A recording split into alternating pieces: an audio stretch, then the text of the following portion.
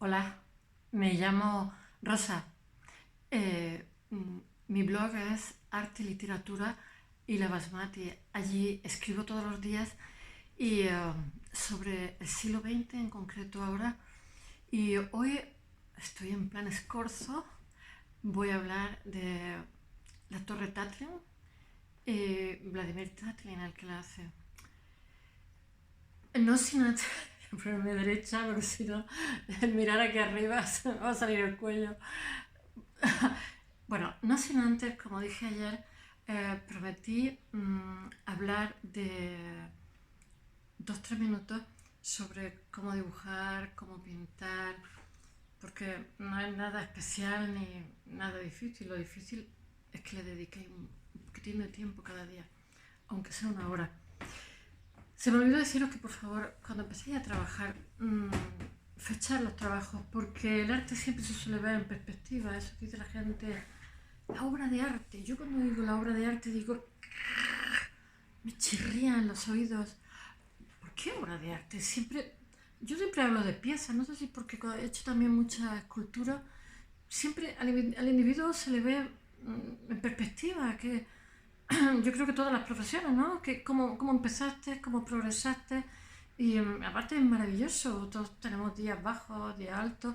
Y muchas veces es curioso porque cuando pasa una temporada regular, sin embargo, hace una obra maravillosa porque tienes la cabeza dando vueltas a determinadas cosas. Y entonces, bueno, aquí la verdad es que no hay recetas, cada uno tiene su forma de hacer las cosas. No me quiero dispersar. Eh, mm, Voy a deciros unas cosas, unas pautas que se me olvidaron ayer darlas. Mira, cuando dibujéis cada día, empezar dibujando. Bueno, podéis empezar también con plastilina modelando, si total, todo es maravilloso porque os va a construir. Intentar no copiar a nadie, bueno, en la medida de lo posible. Intentar no copiar fotografías porque os da ya resuelto lo que tenéis que hacer. Intentar copiar del natural. Si estáis trabajando lo que sea, pues copiáis 3 bolígrafos encima de un folio. O si estáis cocinando, cogéis, ponéis unas poquitas fresas y lo hacéis. Luego lo coméis, que es lo que hacía yo, si no glotona.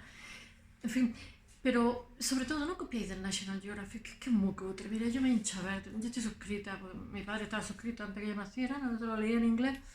Y veo por ahí unos cuadros que digo yo, qué cursiles con la de cosas que tenemos maravillosas alrededor para hacer, en fin. Desde luego, para gustos colores, copiar lo que os dé la gana, pero yo de vosotros me copiaría a mí misma, porque cada uno de nosotros tenemos cosas interesantísimas, aunque no lo sepáis. Y de alguna forma, eh, dibujar y pintar os va a dar otra perspectiva a la hora de mirar, otra perspectiva, os va a educar un poquito la vista. Entonces, cuando hagáis una fotografía, no puedo decir yo con estos chorros que hago, ¿no? Vais a tener una composición diferente. Os da también otra sensibilidad a la hora de sentir las cosas, a la hora de abordarlas, a la hora de relacionaros con los demás. En fin, bueno, hay artistas muy cabrones también, esto hay que decirlo con todas las profesiones, pero por lo general solemos ser sensibles, llorones, desordenados, pero también cariñosos, no sé, en fin, dejo de decir tonterías. Yo suelo usar unas carpetas, hago una selección como en la fotografía de todos los trabajos que hago, suelo fechar por detrás y evito poner una firmota, que para qué. Entonces suelo utilizar tengo unas carpetas que están plastificadas, unas carpetas grandes, ya las enseñaré otro día, y otras cotidianas que son carpetas que son los cartones del agua. Cuando vamos a comprar agua, lo cogéis, le dais la vuelta, le ponéis de la China unas pequeñas prensitas o un plástico o un lazo, lo que queráis. Y ahí vais guardando vuestro trabajo cotidiano. Una vez al año, acordaros de cambiarlo si os interesa el trabajo que tenéis ahí. Si os interesa mucho el trabajo, lo pasáis a una carpeta mejor, ya plastificada, etcétera, que la proteja de los hongos. Pero por regla general esos cartones son de bastante buena calidad, son muy resistentes, solo que hay que cambiarlos una vez al año porque absorben ácara, humedad, etcétera, etcétera. No es nada complejo y es baratísimo. Bueno, hoy voy a hablaros de la escultura, por ejemplo, la escultura en piedra. A mí me parece apasionante. Yo vivo en el campo. Los grandes escultores, cuando se le ocurrían cosas, tenían en su casa esculturista, o sea, Oteiza tenía en su casa esculturista, no tiene escultura de 4 metros. Y a partir de ahí, cuando alguien quería algo, se elige. La mayoría de escultores suelen hacerlo así.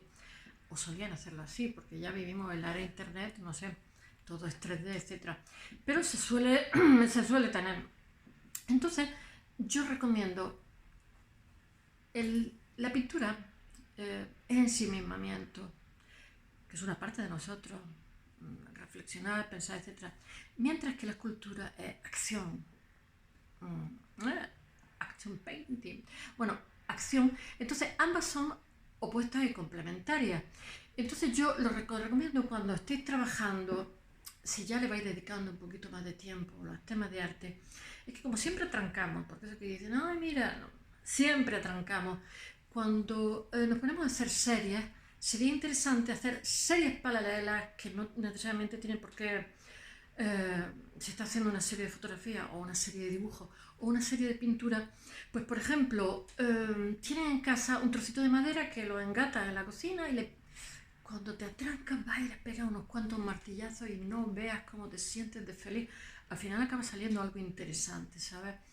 Y si te gusta la piedra, puedes tener como las cestitas esas que tienen los albañiles, pones arena y metes una piedrita, por ejemplo, un mármol blanco, lo que pilles por ahí. Eso vale poco dinero porque como son restos, la verdad es que los marmolistas todo eso lo desdeñan y lo desprecian. Y es muy fácil. El mármol blanco que tenemos aquí de Almería precisamente es bastante moldeable, no se suele romper.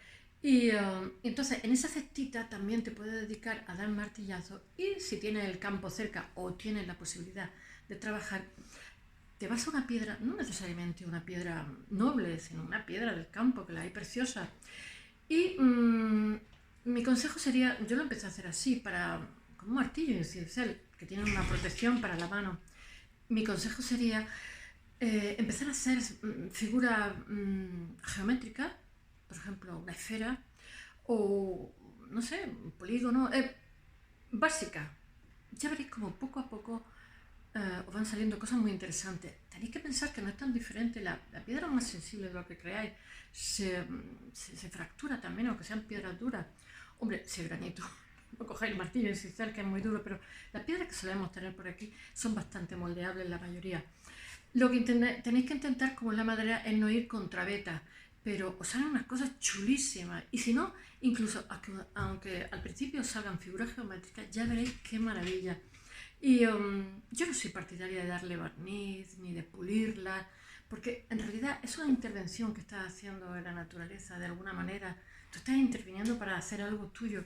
Y algunas veces lo que se hace, el principio del caos, es que vas a hacer un gato y te sale un elefante, o al contrario, eso me ha pasado a mí, y es chulísimo, los resultados son maravillosos, pero eso también ocurre en la madera. En fin, lo que quiero deciros es que le saquéis partido a lo que tenéis en vuestro interior, porque no sabemos quiénes somos hasta que no hacemos cosas. Yo misma, cuando en la facultad estuve haciendo vídeos, no sabía darle a la conexión. Ahora sigo sin saber demasiado, la verdad. Y tuvimos una asignatura de vídeo. Y después la que se llevó la matrícula fui yo, pero no lo digo por vanidad, sino porque en realidad no sabemos las imágenes que tenemos en nuestro interior, ni las cosas que somos capaces de hacer hasta que no nos ponemos a hacerlas. Y claro, eso también te da una perspectiva de ti mismo maravillosa. Por favor, no copiéis el National Geographic. Hacer vuestras propias fotos si queréis copiar de fotos. Copiar vuestra casa, vuestros niños, vuestros gatos, vuestros perros, vuestra vida, que seguro que es interesantísima y está esperando ahí para que vosotros intervengáis. Ahora voy a hablar, a ver si soy capaz de hacer un día estos 10 minutos, que no me lo creo ni yo.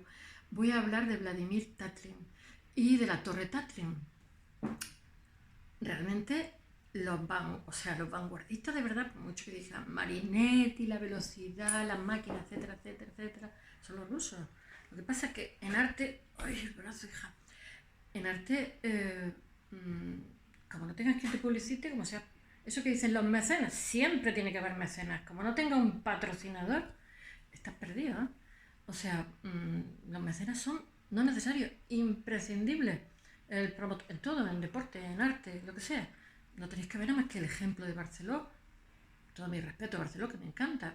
Que en fin, hace algo que se hacía en los años 50, pero se ha sabido vender. Pero es que a él fue el primero de toda una generación que lo seleccionaron de la galería suiza, que son las más poderosas del mundo. Y claro, se hizo mundialmente famoso.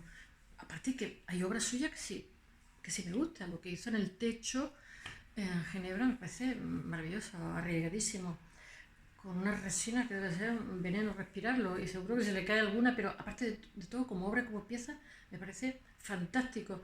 Pero a nivel pintura, lo que hacía se hacía en los 50, 1950. Pero vamos, que todo mi respeto a quien le guste Barceló. Eh, como me disperso, Dios mío. Bueno, la Torre Tatlin. La Torre Tatlin, voy a hablar de Vladimir Tatlin, pero siempre empiezo por el final. No tengo remedio. Vladimir Tatlin, no, perdón, la Torre Tatlin se iba a hacer en 1920, que iba a ser la tercera internacional socialista, y entonces era un homenaje a eso. Y si lo veis, medía más de 400 metros, mucho más grande que la Torre Eiffel. Si se hubiera hecho, hubiera sido una pasada, porque sigue siendo un mito.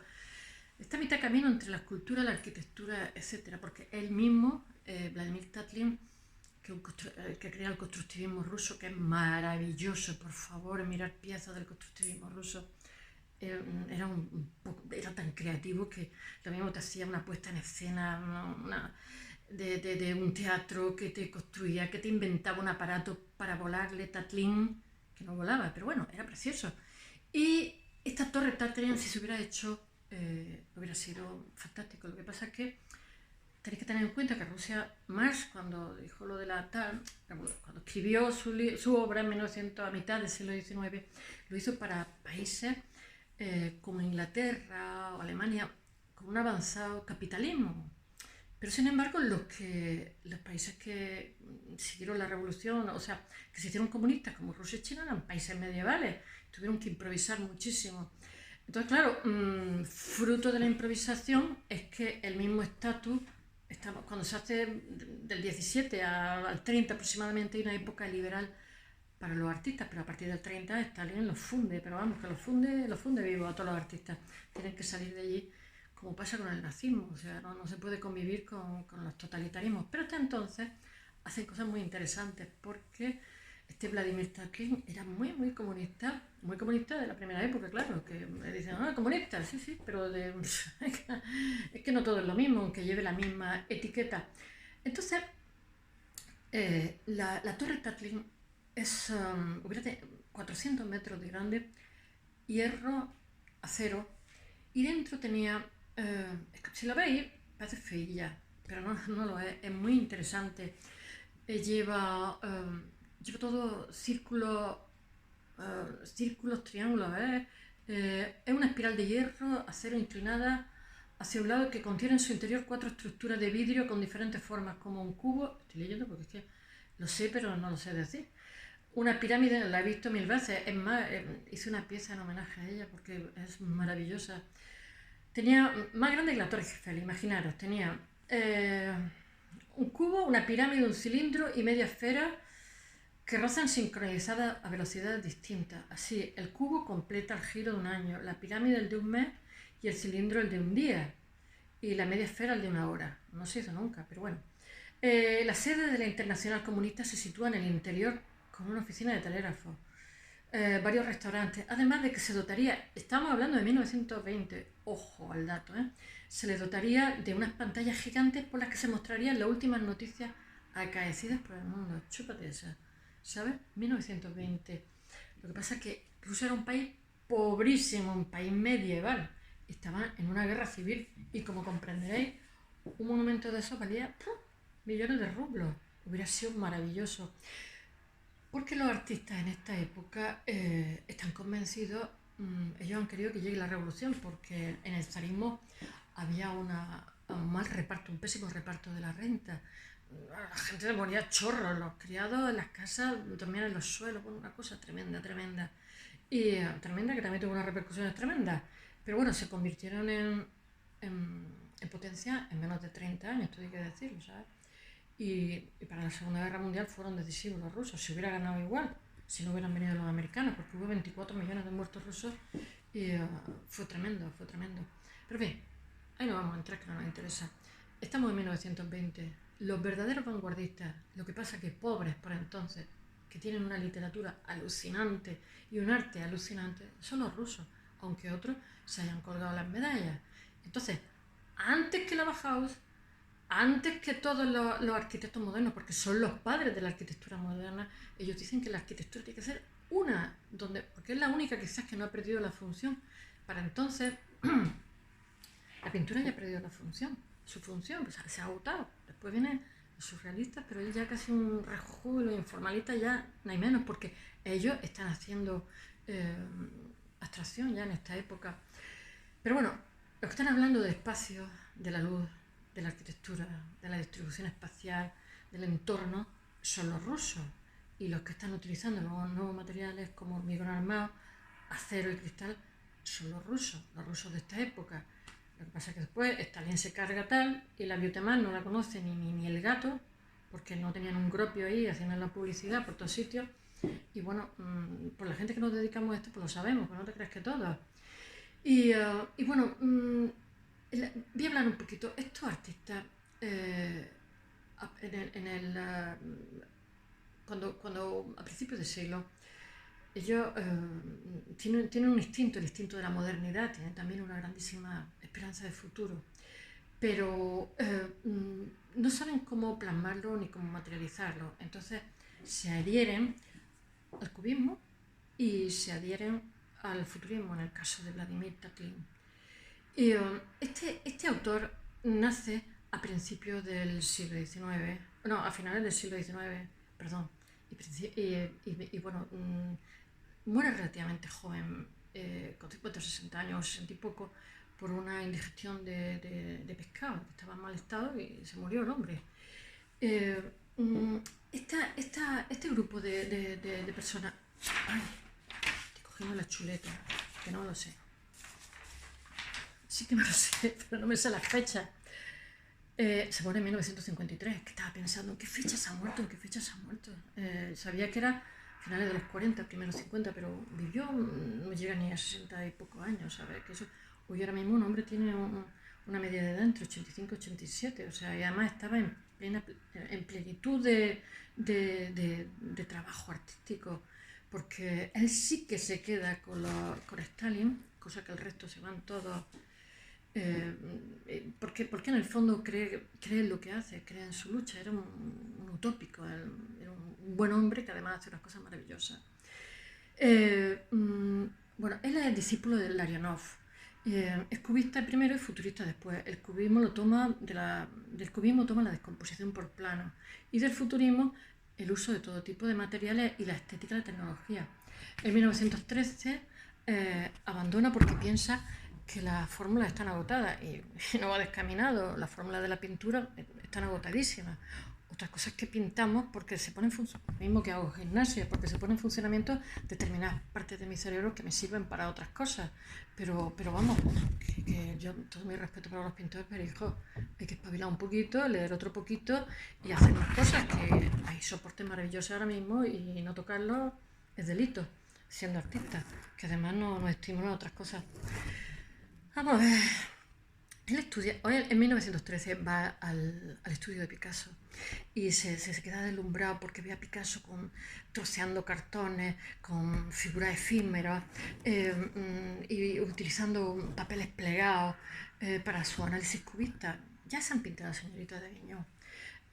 Bueno, inicia él con Malevich.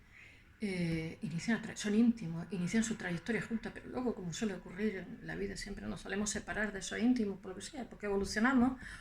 Pero sabes. Bueno, en la tercera exposición del grupo de San Petersburgo en 1915, sus vidas se separan.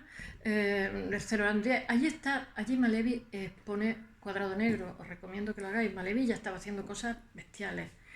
El constructivismo Tatlin, que es realmente el que lo crea, tiene arquitectura como protagonista, que es realmente la única que no ha perdido la funcionalidad, quizás porque todavía vivimos en casa. Utiliza los materiales orgánicos como la madera, el hierro, el papel. Bueno, malas lenguas dicen que la Torre Tatlin tiene una deuda con los ingenieros españoles que hicieron los andamios del Hermitage de San Petersburgo. Eso me lo han contado amigos míos ingenieros, me lo han contado más de uno, o sea, que porque los españoles siempre hemos tenido y tenemos fama de buenos ingenieros. Hicieron todo el andamiaje, ¿sabes? Y la Torre Tatén tiene un guiño a los andamiajes. Los andamiajes son complicadísimos, porque tienen que resistir muchísimo peso. Incluso hoy día siguen siendo complicadísimos. Y bueno, a mí me encantaría, porque adoro la Torre Tatén. Que ya digo, madre mía. Bueno, el constructivismo que se experimenta con luz, espacio, madera, hierro, papel, emerge en Rusia en 1914. Pero han mencionado muchísimo más tarde, ya os digo, porque es que se ha caído algo. Siempre que hago esto se cae algo. Es como los espíritus que están por ahí rondando, no sé. Pero hasta 1928 no se habla de constructivismo, habla de Gaudí en el Manifiesto Realista. En 1928 y se ha creado en 1914. Imaginaros el salto que hay. El término construction art es utilizado por primera vez de manera despectiva por Casimir Malevich para describir el trabajo de Rodchenko. Rodchenko después, cuando suben los soviets al poder, etc., tiene una importante influencia porque es un maravilloso artista, Rodchenko, porque ellos dicen que van a cambiar, el arte va a cambiar la sociedad y va a cambiar también la cara medieval de la nación. Entonces hacen unas piezas alucinantes que luego, por supuesto, a partir de 1930 se les ningunea a toda esta gente. Pero bueno, son los primeros experimentadores y además la vanguardia en esta época tienen la posibilidad de poner en práctica su principio en un país que acaba de hacer una revolución. Fijaros lo que es eso. Todos los artistas estaban eufóricos. Lo que pasa es que, ya veréis, ahora os lo cuento, llega un momento que se separan y hay ahí como un cisma terrible, pero ahora lo digo porque si no, es que me disperso. Siempre cuento el final de la película, Dios, como soy. Vladimir Tatlin es el creador del grupo, aunque también están los artistas Anton Brezhnev, os sonará, Naum Gabo o Alexander Rodchenko, que la Revolución de Octubre hacen de promoción. La Revolución Rusa por primera vez identifica la voluntad de la vanguardia con construir una sociedad de futuro. La vanguardia acepta el reto de utilizar el arte como motor de transformación del nuevo proyecto de sociedad, por lo que se implican en el poder, aceptando cargos directivos. Rodchenko en la dirección. La idea del constructivismo, el Comisariado del Pueblo la difunde para la educación de los gobiernos bolcheviques a cargo del Ministerio de Cultura y Educación. La biblioteca que he dicho la crea Lenin en 1920. Bueno, no que la crea Lenin, la crean los artistas. Lo que pasa es que Lenin la bendice, lo que pasa es que luego llega Stalin y ya sabéis lo que pasa con Stalin. Lo jode todo, pero ¿qué le vamos a hacer? Las novedosas obras experimentales publicitan la revolución y los artistas realizan los carteles, esos carteles tan famosos que hemos visto, fotomontaje, ilustraciones, entre otras cosas, porque Rodchenko está en el poder. Rodchenko era un experimentador de la luz alucinante, cosa ahora nos parece normal porque todos tenemos móviles, hacemos fotografías, memes, todo lo que te dé la gana, pero en aquella época era un poquillo más complicado. De hecho, ellos siguen teniendo unas Leicas maravillosas. Yo tengo una antigua, soy fetichista y una Hasselblad me encanta. Vamos a ver. Para Malevich, la investigación artística tiene que ser independiente y ajena a toda esta contaminación externa. Pero para Tatlin está clara su función al servicio de un nuevo proyecto social. Por lo que el arte debe integrarse en la producción, convertido en la arquitectura, diseño industrial, carteles, etc. Por lo que los constructivistas se niegan a un arte de élite, de actividad estética, exigen su integración en lo cotidiano. Eso después lo hacen los poperos en 1920. A esta gente se le copia muchísimo. Algún día os hablaré de una arquitecta que se llama Zaha Hadid, que murió hace muy poquito, muy joven también, que es iraquí. Es una arquitecta bestial, tiene alguna obra aquí en España. Y en la arquitectura, a partir del 1960, mira a los constructivistas rusos. Lo que pasa es que, claro, como estos pobreticos no los publicitó nadie, no los conoce ni el gato. Y sin embargo, la Zaha Hadid es una monstrua. ¿Tiene algún proyecto en nuestro país? Yo creo que no lo he visto nunca. Y es una mujer excepcional, pero excepcional todo lo que hace. No utiliza el ángulo recto para nada, imaginaros. Las casas y las construcciones que hace. Pero todo es precioso y todo viene de aquí, ¿sabes? Así, frente a la individualidad creadora, el constructivismo pone la idea de grupo. Frente al arte como investigación requiere inmediatez para solucionar la demanda revolucionaria de la especulación y arbitrariedad formal. se pasa el pragmatismo. Ya estamos en una fase peligrosa porque ya estamos haciendo fórmulas. O sea, ya estamos en plan de que no hagan esto, no es. Y claro, lo otro, los artistas tenemos mucho ego. Y los otros dijeron, ¿sí? Si no hacemos esto, no tal, pues mira, a ellos quedáis. Kandinsky dijo, me voy a la Bauhaus y toda la gente interesante, ay, la mano, dijo, hasta luego, Lucas.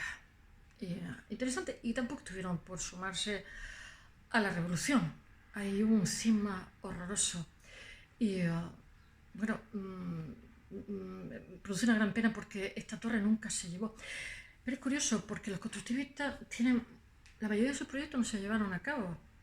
Y sin embargo, el constructivismo tuvo una repercusión en la Bauhaus y en todo lo que es, porque ellos son un poco los inventores de la arquitectura moderna y contemporánea, porque ellos dicen, lo que después dice la Bauhaus, que la arquitectura tiene que converger todo, escultura, todo, todo, pintura, todo, arte, todo tiene que converger en la arquitectura y la arquitectura tiene que ser para todo el mundo, una idea muy, muy social. Entonces, esta gente, sus proyectos nunca llegaron, casi ninguno se llegó a buen puerto, sí que hay algunos, todos maravillosos, pero ¿qué hicieron los arquitectos? Pues a partir de los años 60 les copiaron, pero vamos, queda gusto. Os recomiendo que le echéis un vistazo a la Torre Tatran, os va a encantar de verdad. Pero cuando la veáis en fotografía, que parece una pequeña montaña rusa, porque arquitectos japoneses la han hecho. Bueno, se han hecho muchas maquetas, pero parece una montañita rusa, pero pensar que eso tenía 400 metros, que era más grande que la Torre Eiffel, y que esta gente se adelanta al futuro. Esta gente son una cosa especial, fantástica y muy poco reconocida, lo cual es una grandísima pena, por otro lado. En fin, pero aquí estoy yo para reconocerlo. Besos y hasta otra.